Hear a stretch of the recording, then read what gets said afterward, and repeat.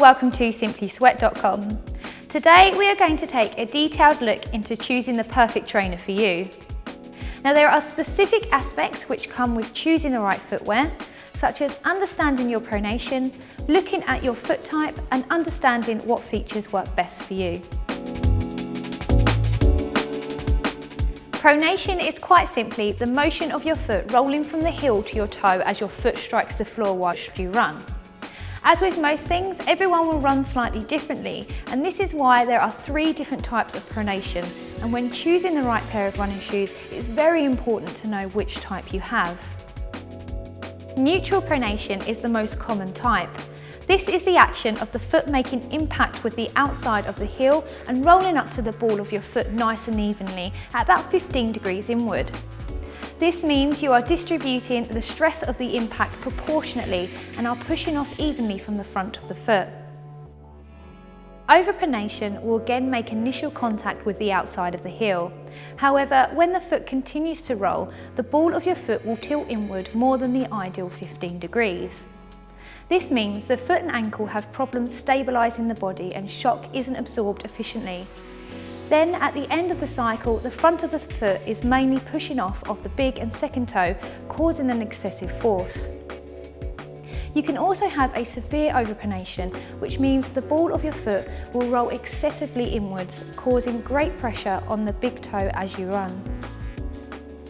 Underpronation means the foot will make contact with the ground with the outside of the heel. However, the foot will then continue to roll onto the outside of the foot. This means the impact is forced onto a concentrated area of the foot, and when pushing off, the pressure is mostly applied to the smaller toes. Pronation is generally associated to the height of your arch or general foot type. The arch of your foot is simply the middle area of the foot, and this will vary from person to person, ranging from people with flat feet all the way up to a high arch. The best way to test which foot type you have is by performing the wet test. It is a very simple method, and all you need is a small bowl or tray, some water and some brown paper, card or something similar. Step 1. Pour the water into your container and place your card on the floor. Step 2. Softly place your bare foot into the container, ensuring to get all areas wet. Step 3. Remove your foot from the container, shaking off any excess water and gently place it onto your card. Stand normally for a few seconds, then remove your foot. The shape of your foot will now appear on the card, and depending on what shape you see is how you classify your foot type. A normal arch is generally associated with a neutral pronation. You have a distinct curve along the inside of the foot, and in the middle should be a little less than half the width of your foot. A high arch is mostly linked to underpronation. You will have a very sharp curve along the inside of the foot, and your centre width is very thin. A low arch is generally associated with overpronation, which can lead to overuse injuries. There's not much of a curve along the inside, and your imprint shows a large percentage of the entire area of your foot. In instances of severe overpronation, you will see the entire area of your foot mark. So now you know what your foot type is and what type of pronation you have, it is time to choose the correct running shoe. Firstly, Simply Sweat is a great place to buy specific running shoes, as we allow you to categorise your selections by pronation type, cushioned, motion control and stability styles, which are all great to ensure you choose the perfect footwear for your foot type.